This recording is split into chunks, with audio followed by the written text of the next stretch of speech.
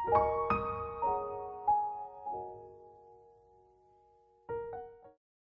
Everyone, welcome to my YouTube channel the soulful diary. आज के video में हम बात करेंगे टोरू दत्त और उनकी पोम द लोटस के बारे में। पोम को इन डेप्थ डिस्कस करने से पहले चलिए जान लेते हैं पोएट के बारे में।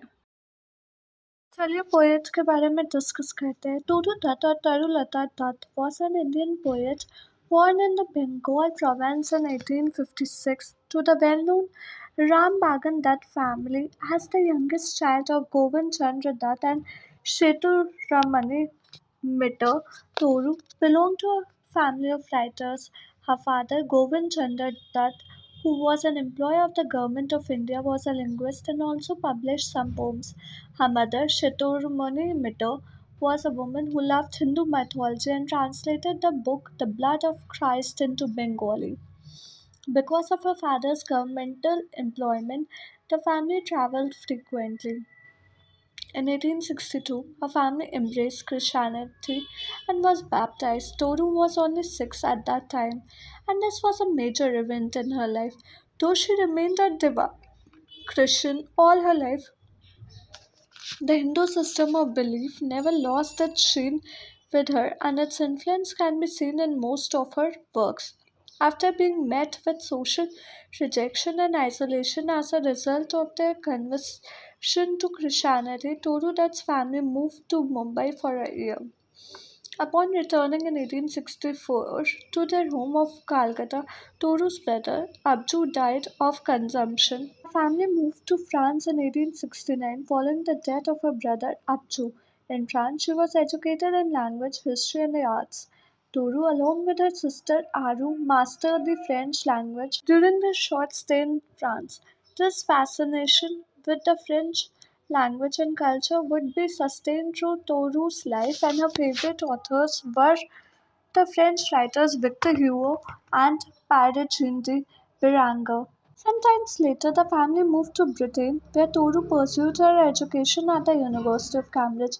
Along with her higher French studies, the pastoral landscapes of southern England, combined with Toru's experiences growing up on her family's country estate in Bogmore, played a large role in shaping her personal and poetic fascination with the natural world. It was also at Cambridge that Toru met and befriended Mary Martin.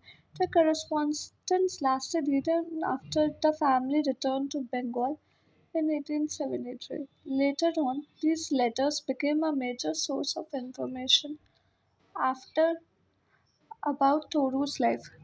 Toru started publishing her work when she was only 18 years old. Her first published works, essays on Henry Derosio and L'Encontre de L'Isle, appeared in Bengal magazine in 1974, and in the same year, Toru's sister Aru passed away from consumption. The multinational and interracial backgrounds of these poets. Derosio was an Anglo-Portuguese descent and born in India, while Leconte de Lisle was mixed race and born in Mauritius, were of interest to Toru, who herself felt a mix of national influence both as an Indian Christian and during her time abroad. Her first novel, Le Journal de Mademoiselle de Arvers, The Diary of Mademoiselle de Arvers, was written in French. She also started to write another novel, Bianca or the Young Spanish Maiden, which remains incomplete due to her young and untimely death. Both these novels were set outside of India with non Indian protagonists. Despite beginning her literary career with prose, Toru Dutt is known for her poetry. Her first collection, as she gleaned in French fields, was a volume of French poems that she and her deceased sister Aru translated into English. The first edition of her book was published in 1876 by the Saptahik Sambad Press, located in Brawnpur, India. This collection of poetry earned Toru some recognition as a young rising poet. At first, her collection was not a hit because it lacked a preface, was printed on low quality paper, and the publisher was little known. However, in 1877, the poetry collection gained publicity after it was favorably reviewed in The Examiner by Edmund Goose. Sadly, Toru Dutt did not live to see her success. She, like her siblings, died from consumption in 1877 at the age of 21. Her book poetry, named Ancient Ballads and Legends of Hindustan, a collection of translations and adaptations from Sanskrit literature, was published posthumously in 1882.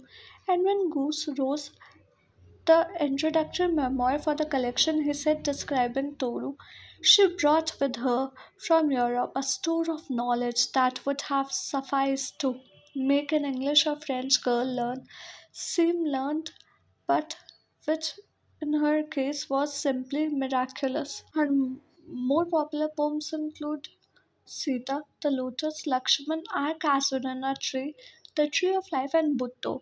In the early 20th century, author Harihar Das came across Bhutto. He was so taken with the poem that he set out to find more about Toru. After failing to discover much information about her, he decided to write a Toru Dutt biography himself. He got in touch with her remaining family and with Mary Martin, who provided him with her letters from Toru.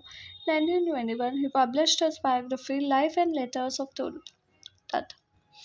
In spite of her untimely death, Toru Dutt remains an exemplary poet, and her works are widely regarded as being among the best of Indian English writings. In particular, critics have paid much attention to Toru Dutt's lyric focus on the complexity of individual emotions, especially in light of her mixed religious heritage and her encounters with death from a young age. Much critical attention has also been paid to Toru Dutt's successful combination of European and Indian cultural influences, linking her as a cosmopolitan and multicultural figure to her poetic synthesis of English verse forms such as the ballad with Indian inspirations and legends. चलिए pome को in depth discuss करने से पहले जान लेते हैं उसके कुछ की features. The Lotus by Toru Dutt encapsulates the essence of Indian heritage and pride within the realms of English poetry. Penned as part of the anthology Ancient Ballads and Legends of Hindustan, published in 1882, with an introductory memoir by Mr. Edmund Goose, the sonnet marked a significant milestone in literature.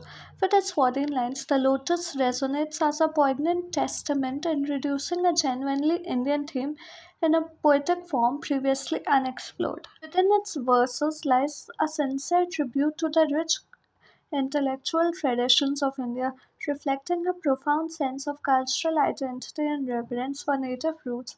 The inscription of Sir Philip Sidney's apology for English poetry further underscores the pioneering nature of this work, heralding a new chapter in literary explorations. The poet embodies love as a character who implores Flora, the Greek goddess of nature, for a flower possessing unequivocal supremacy among all flowers worldwide.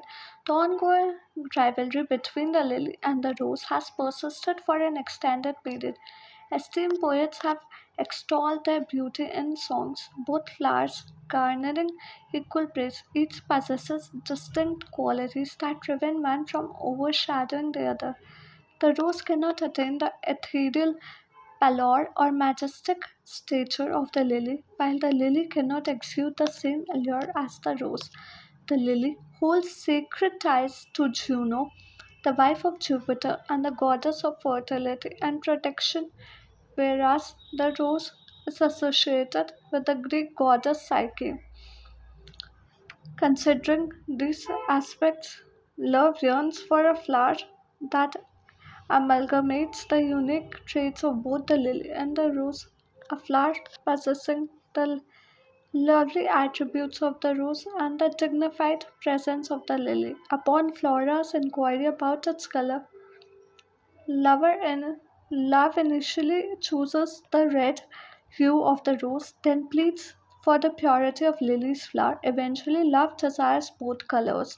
Thus, Flora presents the lotus dyed with the elegant pale shades of red and lily white, becoming the ultimate graceful and regal queen among the flowers placed in love's hand. It is a Petrarchan sonnet consisting of 14 lines with a specific rhyme scheme. It is divided into an octave and a set, with each section serving a distinct purpose. The octave establishes the background story involving love's interaction with Flora and the conflict between the rose and lily. These flowers symbolize idols of beauty, with the rose representing Asian beauty due to its red color and origin, contrasting with the lily, which signifies European beauty. After the octave, a volta occurs, signaling a shift in the poem's focus. The interlocking rhyme schemes in the set mirror the conversation between Flora and Love. The resolution of the poem unites Western and Eastern beauty in the lotus, an emblematic flower associated with beauty, youth, and divinity in Indian culture. Beyond its surface narrative, the lotus delves into deeper thematic explorations, addressing the diverse ideals of beauty prevalent across different cultures. It introduces a transitional beauty embodied in the lotus, which bridges the gap between Eastern and Western aesthetic ideals. This transitional beauty not only reflects Dutt's native India but also parallels her life experience marked by cultural exchanges between colonial India and Europe. The poem The Lotus is from Dutt's ancient ballad and legend of Hindustan. The poem enacts a type of fable in which the personified figure of love comes to Flora, the Roman goddess of flowering plants, asking her to create the most beautiful flower in the world. After the long standing feud between the lily and the rose is described, love expresses a desire to have a flower that carries elements of both. Give me a flower, delicious as the rose and stately as the lily in her pride. When asked what color the flower should be, Love first says rose red, then qualifies this by saying no lily, white, or both provide. The poem ends with Flora gifting Love the lotus, a flower that has both elements of the lily's beauty and the rose's beauty. The poem, as such, reflects one instance of Toru Dutt drawing a link between European culture and knowledge and Indian Asian culture, while superficially providing a pithy and entertaining explanation for the creation of the lotus flower. The lotus also provides deeper interpretive meanings insofar as it discusses the ideals of beauty in different parts of the world. The creation of a liminal or transitional beauty, one that sits in between the ideals of East and West in the form of the lotus, evokes and suggests not only Dutt's home of India but also Dutt herself, whose life experiences in colonial India and all around Europe fundamentally make her a figure of transition, intermixing, and cultural exchange. The poem also calls back to Dutt's larger body of work in its attention to and fascination with both natural beauty and world religions, including the pagan religion of ancient Rome. Devices. The Lotus by Toru Dutt follows the structure of a Petrarchan sonnet adhering to 14 lines with a specific rhyme scheme.